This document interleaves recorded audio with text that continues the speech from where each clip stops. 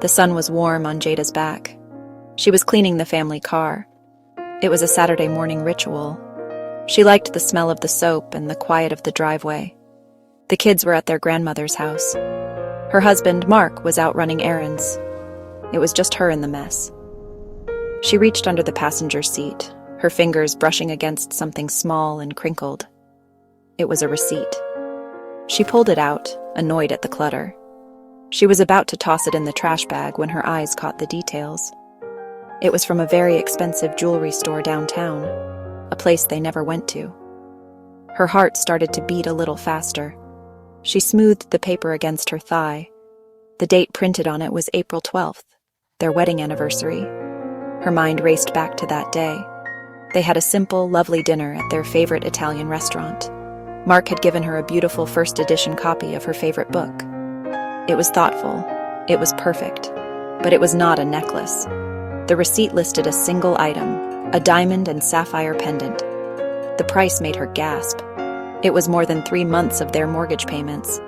Why would he buy something so extravagant? And who was it for? A cold feeling washed over her, chasing away the warmth of the sun. She had never received this necklace. She would have remembered a gift like that. The thought was a tiny, sharp thorn in her mind. Mark had never been secretive. He was an open book, or so she had always believed. Now, this small piece of paper told a different story. A story she wasn't a part of. She folded the receipt carefully, her hands trembling slightly. She tucked it into the pocket of her jeans. The simple act of cleaning the car suddenly felt heavy. The world seemed to tilt on its axis. She stood there for a long time, the cleaning supplies forgotten on the pavement. The birds were still chirping. The neighbor's dog was still barking. But everything sounded distant, muted. Her mind was a whirlwind of questions. Who was she? The other woman? The woman who deserved a diamond and sapphire necklace on Jada's anniversary. The thought was ugly and painful. It settled deep in her stomach, a knot of pure dread. She knew with a certainty that frightened her that she couldn't just ask him. She had to find out for herself. The trust she had cherished for years felt fragile, like a thin sheet of glass with a crack running right through it. The following days were a quiet torment. Jada moved through her life like a ghost. She smiled at Mark. She helped the kids with their homework. She cooked dinner. But her mind was elsewhere, always circling back to the receipt. She became a detective in her own home. Her investigation started with his phone. She waited until he was in the shower, her heart pounding in her ears. She had never looked through his phone before. It felt like a terrible violation, a betrayal. But her need to know was stronger than her guilt. She scrolled through his messages, her breath held tight in her chest. She found nothing. No suspicious names, no secret texts. Just messages from his friends about soccer and emails from work. It was frustratingly normal. Next, she checked their bank statements online.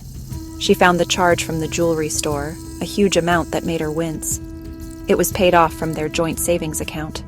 He hadn't even tried to hide it. What did that mean? Was he arrogant? Or was she completely wrong about everything? The lack of evidence only made her more anxious. It was like chasing a shadow. The more she looked, the less she found. Her suspicion began to eat away at her. She watched Mark constantly. She analyzed every word he said, every glance he made. When he came home late from work, her imagination ran wild. Was he with her? When he smiled at a text on his phone, her stomach twisted into knots. The happy, comfortable rhythm of their life was gone.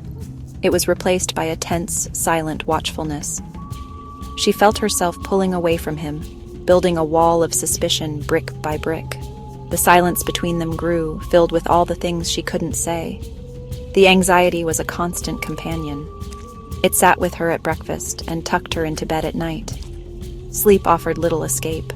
She would dream of strangers wearing beautiful necklaces, their faces blurry and mocking. She lost her appetite. Her friends noticed she was quiet, distant. "Is everything okay, Jada?" they would ask. She would force a smile and say she was just tired. But she wasn't tired. She was terrified. Terrified that the life she had built, the love she treasured, was all based on a lie. The little piece of paper in her drawer had become a symbol of everything she stood to lose. Jada's investigation was going nowhere. She felt exhausted and defeated. One evening, she was tidying up Mark's home office when she noticed a small, locked box in his desk drawer. He had always said it was just for old work documents.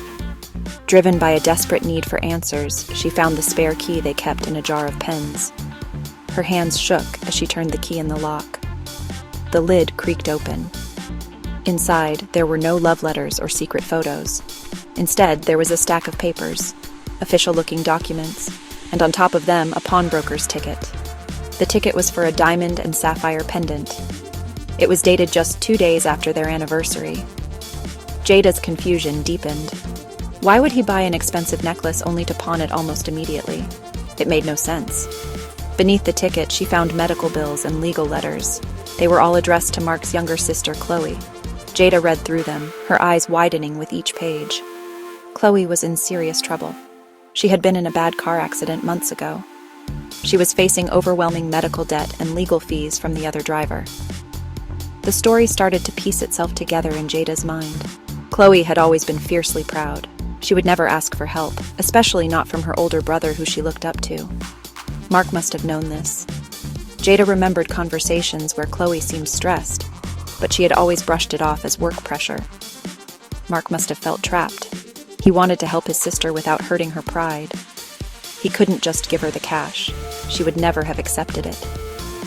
So he had come up with a plan, a complicated secret plan. He bought the necklace, a beautiful, valuable object. He gave it to Chloe, not as a gift of charity, but as a family heirloom he wanted her to have. He probably told her to keep it safe. Then, a day or two later, he must have gently suggested that if she was ever in a tight spot, she could pawn it for a significant amount of money. It was a loan disguised as a gift. A way to give her the money she desperately needed without making her feel like a charity case. It was a gesture of love. A brother protecting his sister in the only way he knew how. Jada sat on the floor of the office, the papers spread around her. Tears streamed down her face. But they were not tears of sadness or betrayal. They were tears of overwhelming relief and a little bit of shame. She had spent weeks thinking the worst of her husband. She had imagined him in the arms of another woman. She had let suspicion poison their home. The truth was so much simpler and so much more beautiful than anything she could have imagined. Mark wasn't a cheater. He was a protector.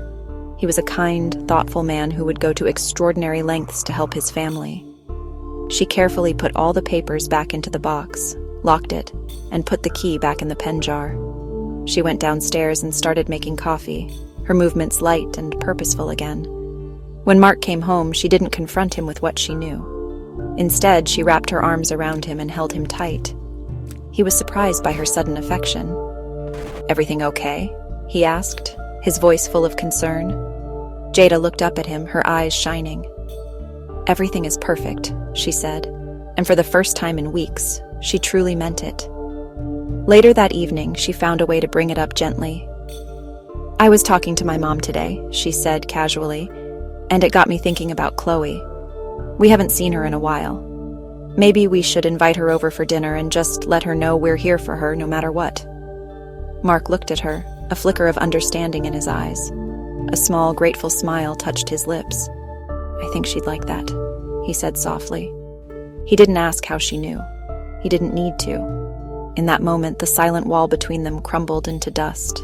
Their relationship felt stronger than ever before. The trust that had been cracked was now forged anew, reinforced with a deeper understanding. Jada realized that love wasn't always about grand romantic gestures or expensive gifts. Sometimes it was about the quiet, unseen sacrifices. It was about protecting the people you care about, even if it meant keeping a secret. The diamond necklace was gone, sold to pay off debts. But what remained was something far more precious. A love built on kindness, loyalty, and a trust that was now truly unbreakable.